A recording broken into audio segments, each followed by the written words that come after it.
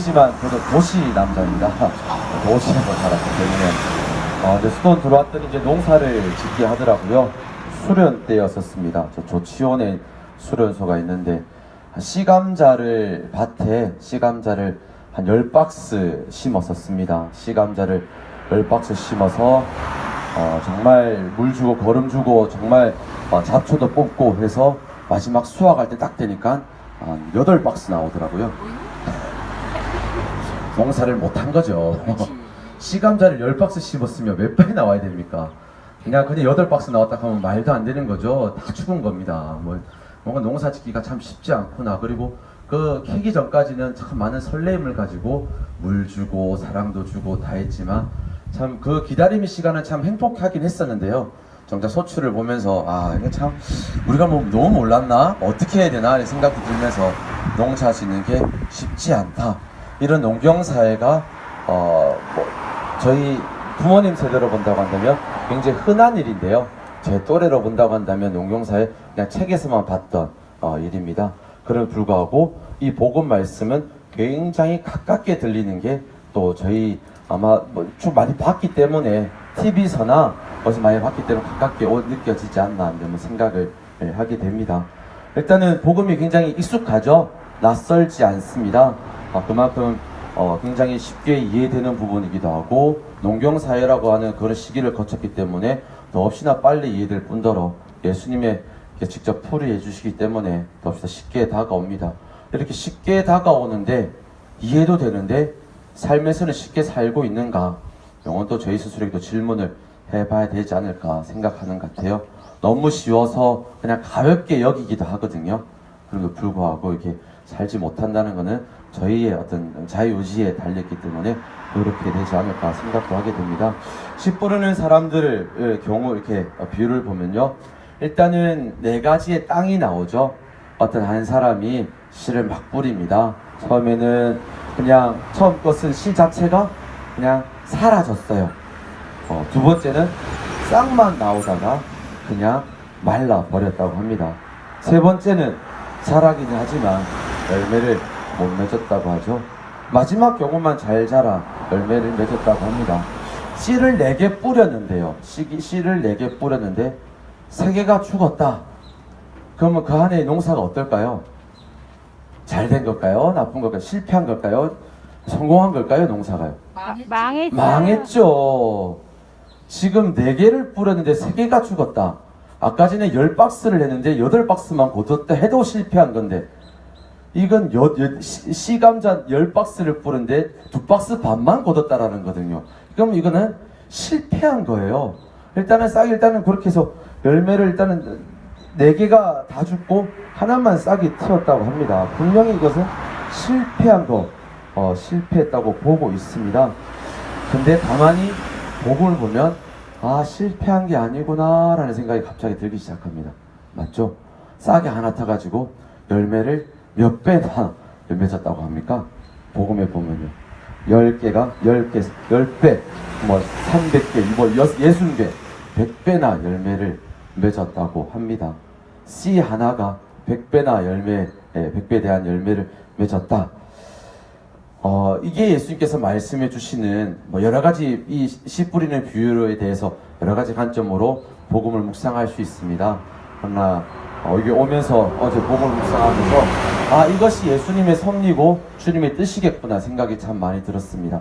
누구를 볼 때는 세상적인 누구를 볼 때는 눈으로 볼 때는 실패한 것처럼 보이지만요. 아니요. 1년 동안 농사를 지으면서 얼마나 많이 기다리는데요. 얼마나 많이 애를 쓰고 그것이 결과가 어떻게 나올지도 모르겠지만 굉장히 애를 쓰면서 사랑을 붓고 노력을 기울입니다. 근데 딱 봤더니 다 죽은 것 같아요. 그러나 그 시간이 분명히 결과로서 나타나는 건 주님 보시기에는 완전히 다를 수도 있다는 거죠. 그것은 예수님의 삶을 보면 금방 알 수 있는 것 같습니다. 예수님의 복음의 말씀이 그냥 말씀으로 좋은 말씀으로 끝나는 게 아니라 예수님의 삶으로 당신께서 증거해 주셨다고 저희들에게 보여주셨다는 것이죠. 4년 동안 공생활을 하시면서도 그러하시지 않으셨습니까? 그렇죠? 그분께서 예수님께서는 하느님의 사랑을 전하시면서 많은 말씀과 기적을 베풀어 주셨습니다. 그렇게 해서 씨앗을 많이 심으셨었어요. 얼마나 많이 3년 동안 씨앗을 심으셨습니까? 사랑도 베풀어 주시고 노력도 베풀어 주시고 관심도 가져주시면서 얼마나 많이 그 씨앗이 열매 맺도록 노력을 하셨겠습니까? 그런데 예수님은 어떻죠? 결과는 어떻게 됐습니까? 예수님은 죽음으로써 세상에 결과로서 그렇게 죽음이 결과였었습니다. 세상 사람들은 제자들에게 그랬죠. 다 끝났어. 뭐 하는 거야 당신들? 당신들이 믿는 스승은 죽었어 지금. 뭐 하는 거야 지금 당신들? 끝났어 라고 하지만 끝난 게 아니었죠. 주님께서 심어주신 복음 말씀, 그리고 많은 사람들, 그 많은 사람들에게 복음을 전했지만 오히려 반대하거나 공격하는 사람들이 훨씬 더 많았다라는 겁니다. 예수님이 돌아가셨어도 많은 사람들, 그 몇 명의 사람들 빼고는 다 포기하고 끝났다라고, 내가 그래도 희망을 붙잡던 그분도 역시나 죽었구나, 모든 게 끝났구나 했지만 끝난 게 아니었죠. 부활하시고 나서부터 전 세계에 지금 그분의 소식이 전해지지 않는 곳이 없습니다. 그분의 말씀대로 상상하지 못할 정도로 열매를 맺고 있는 것입니다. 우리 모두 말씀의 씨를 뿌리는 사람들이죠. 우리 각자 말씀의 씨를 뿌리는 사람들입니다. 말씀뿐만 아니라 말씀을 우리 삶으로서 사랑을 실천하시고 노력을 기울이시고 애정을 부으시면서 하느님의 사랑이 전해지기를 우리가 도구가 될 수 있도록 부단히 씨를 뿌리고 계실 거라고 생각이 듭니다. 근데 다 성공하시던가요? 네. 좌절도 맛보기도 하죠. 앞에 캄캄한 적도 있으셨을 겁니다. 주저앉은 적도 있었을 것이고요. 주님 말씀이 금방 내 사랑을 실천했는데 금방 사라지는 경우도 보셨을 겁니다. 내 노력은 어디로 갔나? 또 열심히 했는데 그 사람이 왠지 기쁘게 받아들이는 것 같은데 전혀 아무 미동도 없는 사람도 봤을 거예요. 또 어떤 분은 정말 그 말씀을 내가 전했더니 그 사람도 그 말씀을 기쁘게 받아들이면서 막 가끔가다 만날 때마다 얘기하지만 그 사람은 전혀 삶으로 이어지지 않는 모습도 보셨을 것입니다. 그랬을 때 어떻습니까? 주님도 역시나 힘이 없으시구나 생각 드실 때도 있었을 것이고, 주님께서 뭐 하시나, 나는 안 되는 것인가, 내 노력이 부족하나 생각이 드시기도 하실 겁니다. 그런데 경험이 있으시잖아요. 우리 신앙생활 하시다 보면 경험이 있으시잖아요. 그 가운데 몇 개 싹을 틔워주셨던 주님께서 우리의 역사 속에서 함께 하셨던 경험이 있으시잖아요. 맞죠? 그 경험을 주님께서 저희들에게 아마 떠올릴 수 있도록 오늘 복음 말씀을 들려주시지 않나 생각을 하게 됩니다. 그런데 그 경험을 또 한번 여기서도 이루어 주시고자 여기 계신 모든 분들을 강정에 보내주셨다고 생각이 듭니다. 저기 보시면 아시겠지만 3905일째입니다.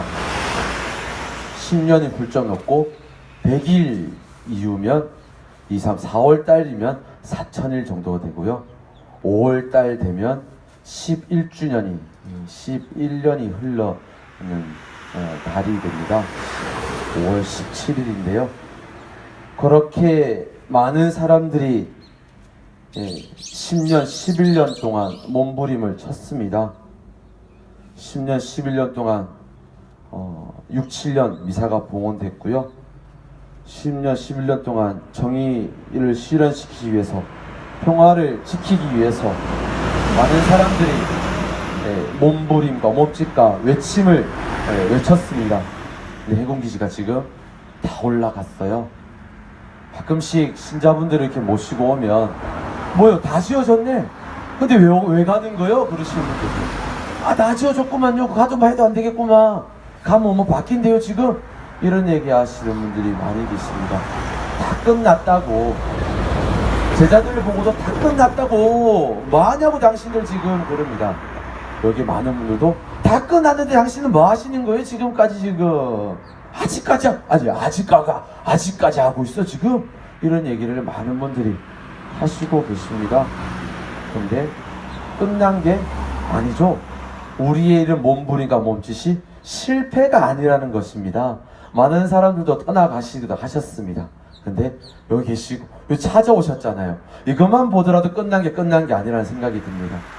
부활하신 예수님, 많은 사람들이 예수님이 죽었다라고 여기 어디 주님께서 어디 신이 살아계시냐고 라고 하지만 아니요, 강정마을 주민들과 지킴이 분들 여기 끊임없이 생각하고 관심 가지고 찾아오시는 분들은 여기에 주 돌아가신 예수님이 아닌 살아계신 예수님을 만나고 계시고, 그 예수님과 함께 제자들이 그랬던 것처럼 복음을 전하시고 정의를 실현시키시고 평화를 이루고자 계신다라는 겁니다. 강정원 마을의 평화뿐만 아니라 전세의 평화를 위해서 싸우시는 것이죠. 우리의 몸부림과 외침이 우리가 상상하지 못할 정도로 열매에 맺을 것이라는 것을 주님께서 오늘 약속해 주신다는 것입니다. 아멘. 그렇기 때문에 우리의 이런 가벼운 발걸음, 가벼운 몸짓, 가벼운 외침이 결코 가볍지가 않습니다. 재작년 5월 7일이 무슨 날인지 우리 강정마을 주민들은 알고 계십니다. 5월 7일에 마무리가 됐죠. 경찰들과 대치되는 5월 8일부터는 경찰들도 없고 편안하게 우리가 여기서 평화를 계속해서 부르짖고 몸부림치고 있습니다. 5월 7일 때는 7일 전까지 토요일이었거든요.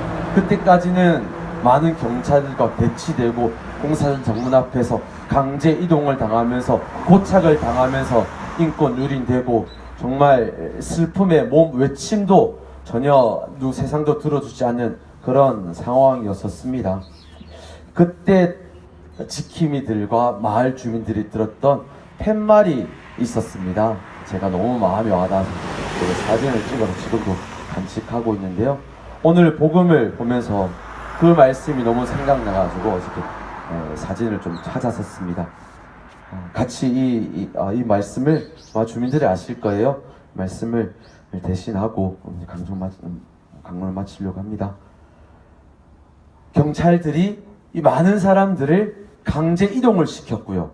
고착을 시켜서 아무것도 못하게 만들었던, 미사 중간에도 많을 때는 10번 이상도, 그 짧은 미사 중간에 10번 이상, 작을 때는 한두 번, 정말로 저희를 공부해 오시고 생각해 주시는 경찰분들도, 국가경찰 공무원분들도 계셨지만 전혀 상관없이 자기 출세를 위해서 이 마을 주민들을 무참히 짓밟아도 분도 계시기도 하셨습니다. 그럴 때 들었던, 강정마을 주민들과 지킴이 들었던 팻말입니다.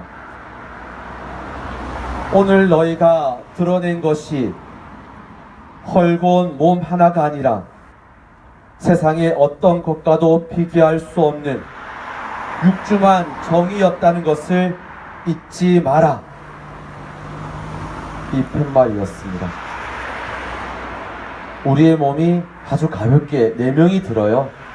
가벼운 몸 하나고 아무 힘없는 몸 하나처럼 보이겠지만 그 세상 어떤 것과도 비교할 수 없는 육중한 정의였다는 것을 잊지 마라. 이게 팻말이었거든요. 우리의 이 발걸음이요, 우리의 이런 몸짓과 외침이요, 한낱 세상에 외칠지 들릴지도 모르겠지만 세상이 그 어떤 것과도 비교할 수 없는 60배, 30배, 60배, 100배 열매를 맺을 수 있는 아주 육중한, 아주 무거운 외침과 몸부림이었다라는 것, 몸부림이라는 것을 주님께서 오늘 약속해 주신다는 것 꼭 잊지 말아 주셨으면 좋겠습니다. 아멘. 그래서 진심으로 와주셔서 감사드립니다.